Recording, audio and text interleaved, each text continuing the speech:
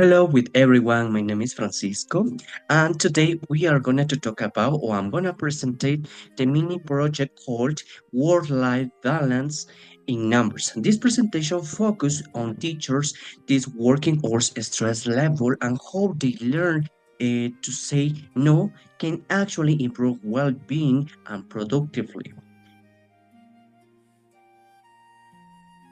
I would like to start with an introduction. The work-life balance has become a very important topic, especially for teachers. Teaching is a rewarding job, but it can also be stressful because long hours of work, planning lessons, grading, extracurricular activities. Can you imagine? So, today we'll look at some data that shows how the workload affects the teacher's well-being and what we can do to create a healthier balance between the work and personal life.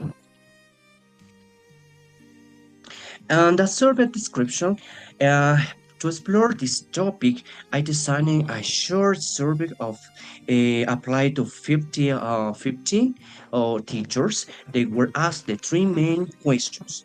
How many hours do you usually work per week? Would you describe a stress level, low, medium, or high in this case? How comfortable are you saying no when someone asks you to take extra work, extra activities? This survey helped understand the time and the stress are connected together, and how boundaries play a role in the well-being. In this part, we have these pictures. That is the teacher's average weekly work and working hours. As you can appreciate in this part, uh, most teachers between the 31 and 50 or in this part we have more teachers between 31 and 50 hours per week in this case, and 18 teachers reporting that working between 31 and 40 hours, and 15 said that they work between 41 and 15 hours. Interestingly, a small group of teachers about that our seven teachers work more over 50 hours per week, which is only ten teachers that manage to stay below 30 hours weekly. This shows that many are teachers working more than typically full-time schedule. In this part, we have the stress level among teachers, right? Um, Here we can see or we can appreciate that those hours affects the stress.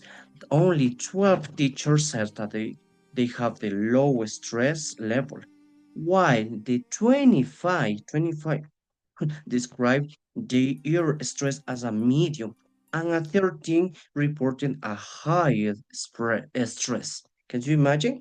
That means that more than the quarter of the teachers experience some level of stress were obviously at work. In this part, in this and data analysis, what does this tell you, right? The teachers who regularly says yes to everything, extra classes, meetings, or administrative tasks, tend to work long hours and feel more pressure and obviously develop the stress. Meanwhile, those who occasionally says no in this part set a clear limits that feel more comfortable, they take control, and they are happier. The conclusion is simple. Work-life balance isn't just about time, it's about boundaries.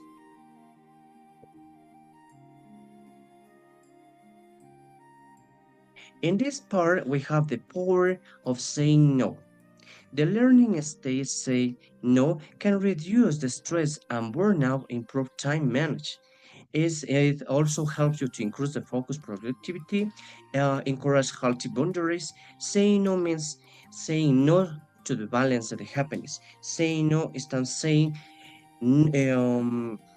productivity, or taking more spaces allow our families, right, and hobbies and the rest of the activities that we do in our free time.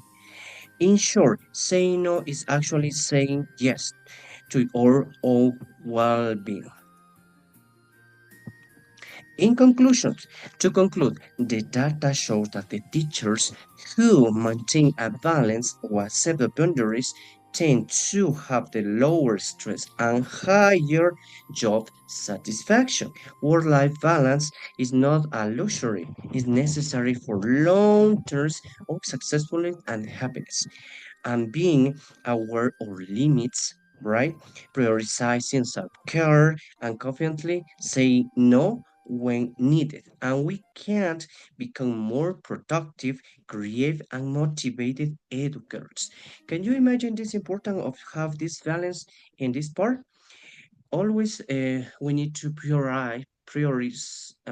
need to take more important to our lives, to our activities too. Not always we can say yes for extracurricular activities, yes for this, yes for this. It's okay, we can do it.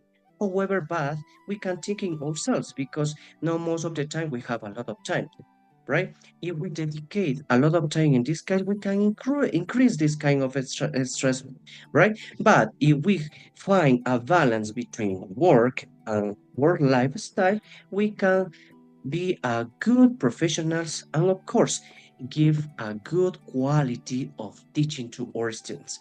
Thank you so much. Bye bye.